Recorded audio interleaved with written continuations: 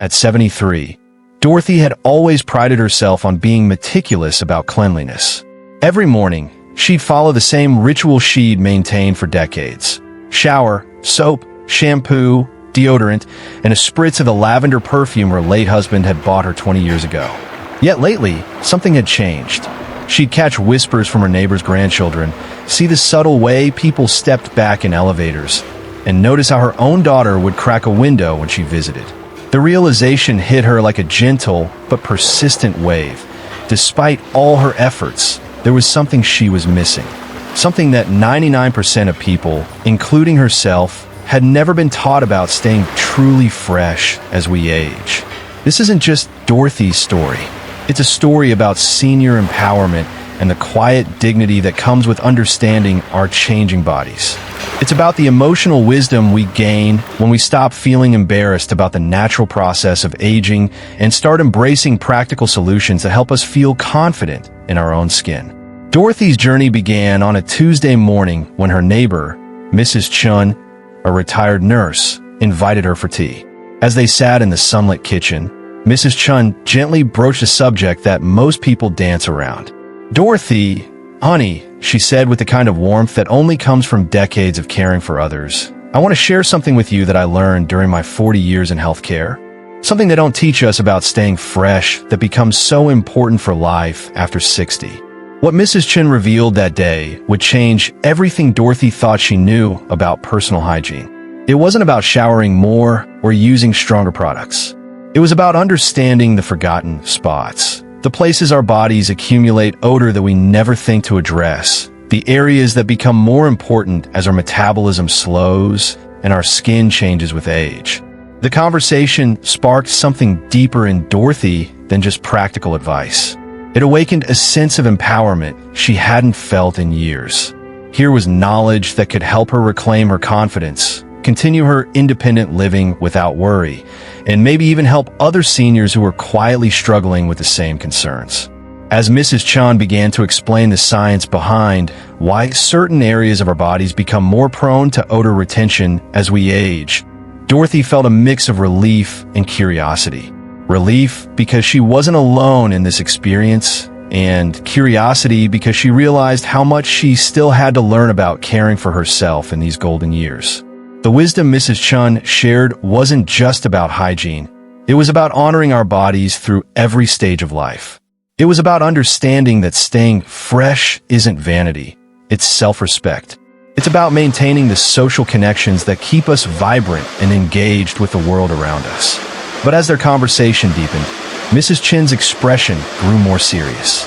"Dorothy," she said, leaning forward with an intensity that made Dorothy's heart skip. "What I'm about to tell you next is something that could change not just how you feel about yourself, but how you approach every relationship in your life. Are you ready to hear the real reason why this happens? And more importantly, the simple solution that most people never discover." Dorothy set down her teacup, her hands trembling slightly, not from age, but from anticipation. What secret was Mrs. Chan about to reveal? Chapter 2. The Weight of Unspoken Truths.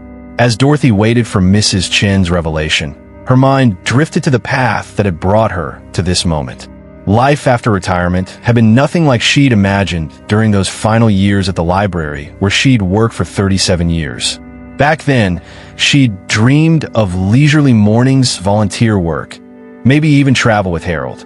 But Harold had passed just 18 months after they'd both retired, leaving Dorothy to navigate this new chapter alone.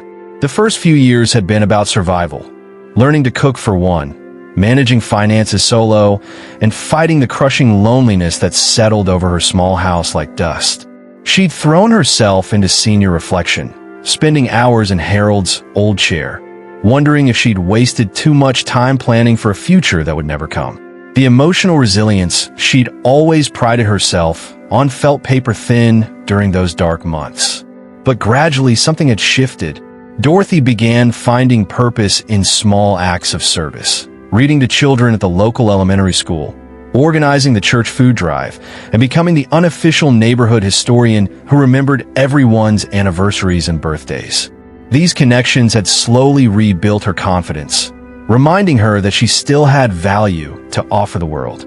Yet this recent awareness about her changing body had shaken that newfound stability. It started 3 months ago when her granddaughter Sarah had visited for the weekend. Dorothy noticed how Sarah would subtly redirect their conversations away from close physical contact, suggesting they sit on the porch instead of cuddling on the couch, choosing to help with dishes rather than sharing her usual bedtime hugs. The realization had been devastating. Here she was, finally feeling like she'd found her footing in this phase of life, only to discover that something as basic as personal hygiene was creating distance between her and the people she loved most. It reminded her of other changes she'd been trying to ignore, how her sense of smell had diminished, making it harder to detect things she once would have noticed immediately. Dorothy had always been the type of person others came to for advice. During her working years, younger colleagues sought her wisdom on everything from workplace conflicts to parenting struggles. Even now, neighbors frequently knocked on her door for guidance or just someone to listen. But this issue felt different. Too personal, too embarrassing to discuss with anyone. The isolation was familiar in a way that frightened her. It echoed those first months after Harold's death when she'd felt cut off from the world, uncertain of her place in it. She'd worked so hard to rebuild her social connections, to prove to herself and others that she could thrive independently. The thought of losing that progress, of becoming someone people avoided rather than sought out, filled her with a quiet desperation. Mrs. Chin's gentle approach had been the first time anyone had acknowledged what Dorothy was experiencing without judgment. In her 40 years of nursing, Mrs. Chun had seen how these unspoken challenges affected countless seniors. Watching as proud, capable people gradually withdrew from social situations due to fears they couldn't voice. "You know, Dorothy," Mrs. Chun had said earlier, refilling their teacups, "I've watched you become such a pillar of strength in this neighborhood. The way you've rebuilt your life, found new ways to connect and contribute, that takes tremendous courage. But I also recognize the look in your eyes today. It's the same expression I used to see in my patients when they were struggling with changes they didn't understand." Dorothy had felt tears prick her eyes at those words. Here was someone who understood that this wasn't about vanity or weakness. It was about maintaining the dignity and connections that made life meaningful. Now, as Mrs. Chun prepared to share her knowledge, Dorothy felt a familiar stirring of hope. Perhaps this challenge, like so many others she'd faced, was simply another opportunity to grow and adapt. Chapter 3, the courage to face change. Mrs. Chin rose from her chair and moved to the kitchen window, gazing out at the small garden she'd tended for decades. "Dorothy, before I share what I've learned, I want you to understand something important. What you're experiencing isn't a failure on your part. It's simply biology responding to time." Those words hit Dorothy with unexpected force. For months, she'd been carrying a burden of shame, feeling like she'd somehow lost control of the most basic aspects of self-care. The perfectionist in her, the same drive that had made her an exceptional librarian and devoted wife, had turned this natural change into a personal shortcoming. She thought about her mother, who had lived to 91 with the same fierce independence Dorothy now cherished. Toward the end, her mother had begun isolating herself, declining invitations, and growing increasingly reclusive. At the time, Dorothy had attributed it to grief over losing friends or simple fatigue. Now she wondered if her mother had been struggling with similar concerns, too proud or embarrassed to ask for help. The generational patterns of silence around aging suddenly seemed so clear.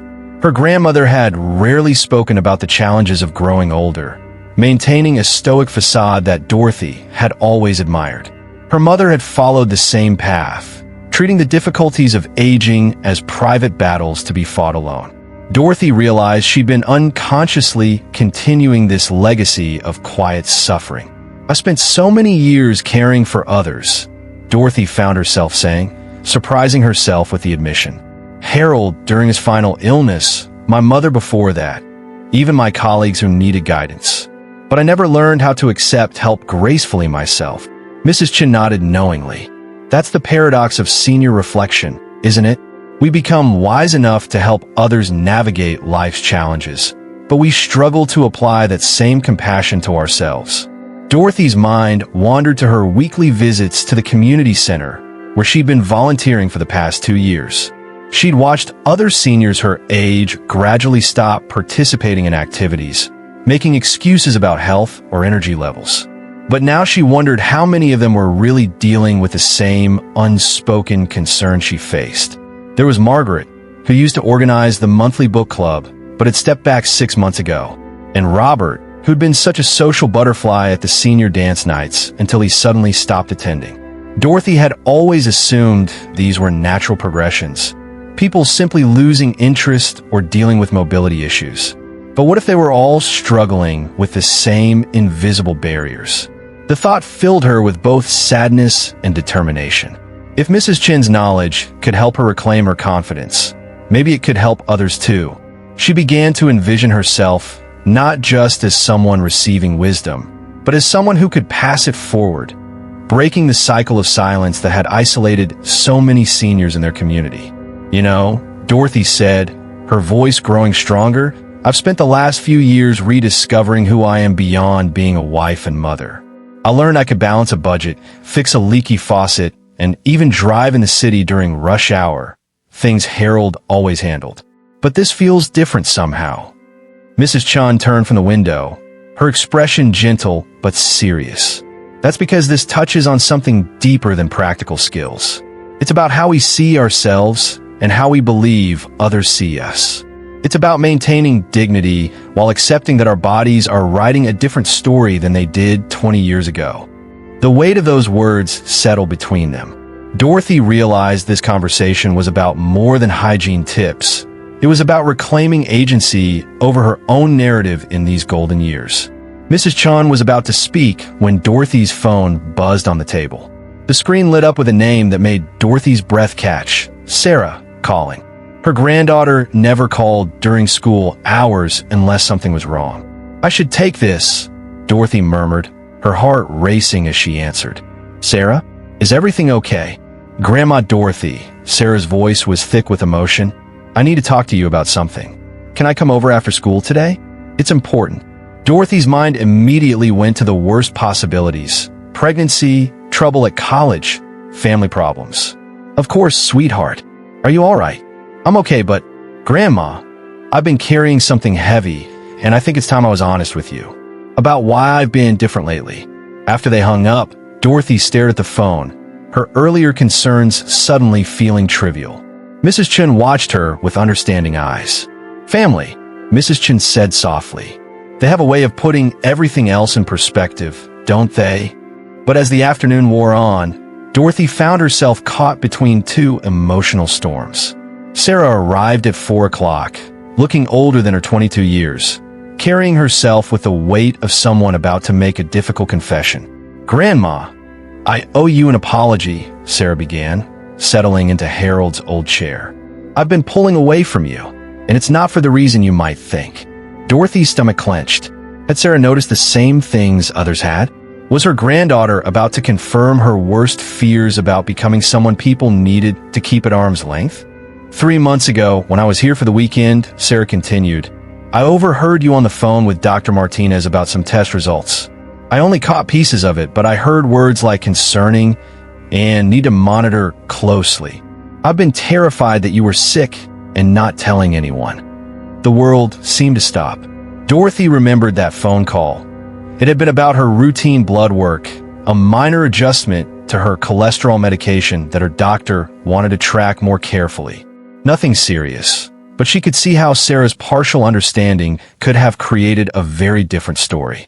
I've been trying to prepare myself for losing you, Sarah whispered, tears starting to flow. I thought if I created some distance now, it wouldn't hurt as much when the time came. But I realize I've been robbing us both of precious time together. And I've been carrying this fear alone, just like you taught me strong women do. Dorothy felt her world shifting again, but this time toward healing rather than away from it. Here was her granddaughter, struggling with the same patterns of emotional isolation that had plagued their family for generations. The same tendency to suffer in silence, to assume the worst, to protect others by withdrawing. Oh, my dear girl, Dorothy said, moving to embrace Sarah properly for the first time in months. As she held her granddaughter close, she realized something profound was happening. This moment represented a chance for rediscovery after 60, not just of who she was as an aging woman, but as a bridge between generations, someone who could model a different way of facing life's challenges. This was bigger than personal hygiene or social anxiety. This was about breaking cycles, about new beginnings built on honest communication rather than protective silence.